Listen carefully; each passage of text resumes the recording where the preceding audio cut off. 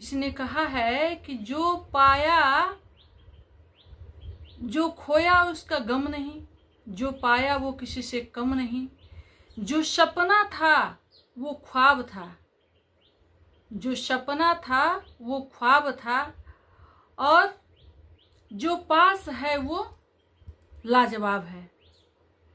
मित्रों, आज हम बताना हैं आपको एक बहुत ही छोटी, मात्र आपको 2 मिनट का समय देना है, और 2 मिनट की कहानी आपके जीवन की दिशा और दशा को बदल देगी। केवल मात्र और मात्र 2 मिनट की कहानी है, और वो एक बिजनेसमैन की कहानी है, एक करोड़पति बिजनेसमैन की कहानी है, अरबों खरबों संपत्ति वाले की कहानी है। तो आपको मात्र 2 मिनट का समय देना है। कहानी स्टार्ट करते हैं। एक बिजनेसमैन थे, बहुत ही बड़े बिजनेसमैन थे, और वो बाहर रहा करते थे। कुछ दिन बाद जब उन्होंने घर आके ऑटो से दरवाजे पे उतरते हैं तो देखते हैं कि उनके पूरे घर में अरबों खरबों की संपत्ति, उसमें आग लगी हुई है, जल रहा है, धूं धूं करके जल रहा है, और घर के सारे सदस्य बाहर निकल के खड़े हैं और उसको अपने आंखों से देख रहे हैं।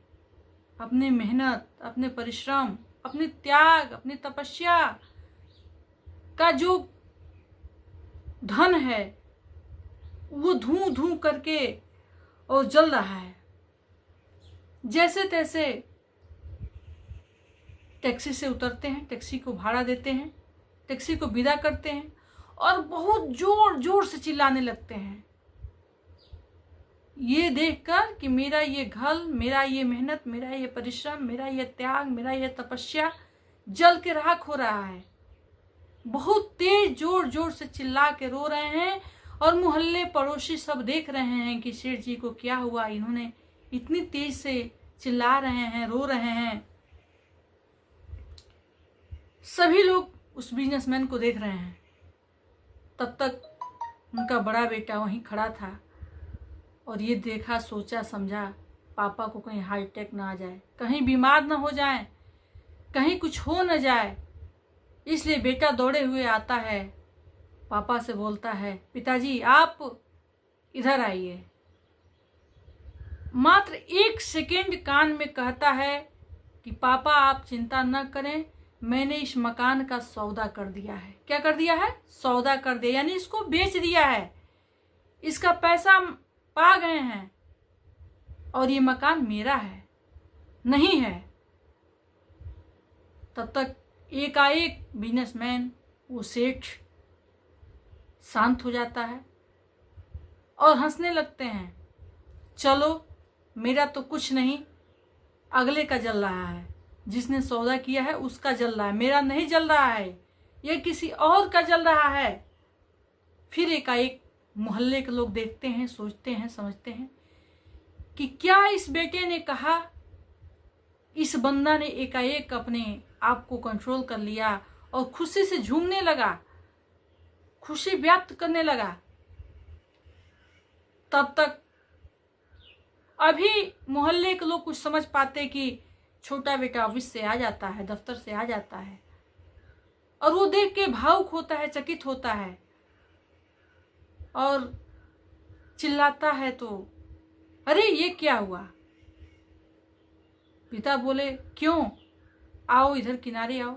छोटे बच्चे को ले आके बोलते हैं, क्या तुमको नहीं पता इस मकान की सौदा हो चुकी है?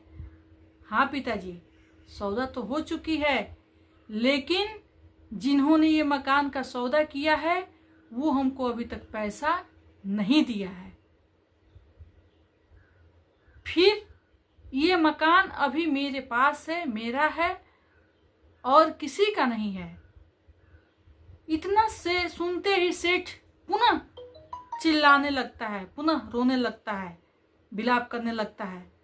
फिर गली मोहल्ले के लोग चकित हो जाते हैं कि बड़े बेटे ने क्या कहा, आप चुप हो गए, छोटे बेटे ने क्या कहा, फिर आपने चिल्लाने लगे।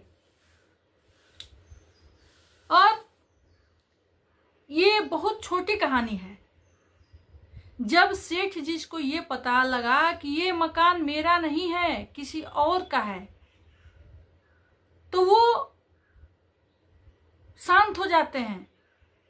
और जब पता लगता है कि मकान नहीं मेरा ही है, मेरा ही किया धरा जल रहा है, मेरा ही त्याग जल रहा है, मेरा ही पसीना जल रहा है, तो फिर पुनः चिल्लाने लगते हैं। तो इस कहानी से ये हमको पता लगा कि इस दुनिया में सबसे बड़ा कारण जो है वो चिंता है, लगाव है, अपनत्व है। जिस दिन आदमी मोह माया चिंता को छोड़ देगा, उस दिन अपने आप को सफल साबित कर जाएगा। जब बिजनेसमैन को ये पता होता और ये सोचता कि किसी का भी जल रहा है, तो ये जल रहा है, ये नष्ट हो रहा है, उसमें उतना ही कष्ट होता। लेकिन त्याग और तपस्या, चिंता ऐसी मोह माया है कि वो आपको नकारात्मकता की तरफ ढकेलती जाती हैं, आपको कहीं का नहीं छोड़ रही है। इसलिए मित्रों, आप लोग चिंता, तनाव, धैर्य छोड़िए, साहस का परिचय दीजिए, त्याग और बलिदान की धारण करिए। और जब तक आप मोह माया से वितरित हो जाएंगे, दुनिया की हर चीजें, हर काम आपको आसान लगने लगेंगी।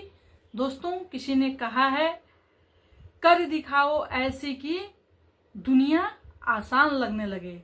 तो मित्रों, आपसे हाथ जोड़ के विनम्र निवेदन है कि आप सब अपने लक्ष्य की तरफ ध्यान दें, न कि चिंता की तरफ। और ये कहानी यहीं समाप्त होती है।